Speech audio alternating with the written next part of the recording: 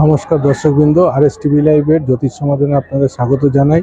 দর্শকবৃন্দ, আজ থেকে শুরু হয়েছে চৈত্র নবরাত্রি। আপনারা জানেন যে নবরাত্রি বছরে দুবার করে হয়ে থাকে। একবার হচ্ছে চৈত্র নবরাত্রি, একবার হচ্ছে দুর্গা নবরাত্রি, এটি দুর্গাপুজোর সময় হয়ে থাকে।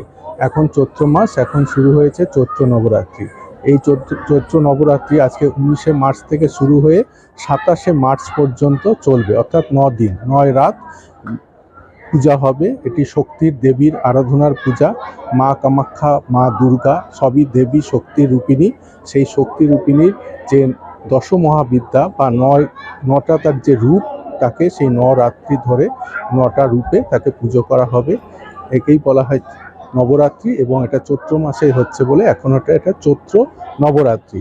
তাই এই চৈত্র নবরাত্রির প্রাক্কালে আমার পক্ষ থেকে এবং আমার চ্যানেলের পক্ষ থেকে সকল দর্শকবৃন্দকে প্রীতি, শুভেচ্ছা, আন্তরিক অভিনন্দন। সকলে মায়ের আশীর্বাদে ভালো থাকবেন। আর যাদের যে কোনো রকম সমস্যা হলে অবশ্যই আমার সঙ্গে যোগাযোগ করবেন। 24 ঘন্টা আমি আছি আপনাদের জন্য। ভালো থাকবেন। নমস্কার, ধন্যবাদ। আপনারা দেখছেন RS টিভি লাইভে জ্যোতিষ সমাধান অনুষ্ঠান।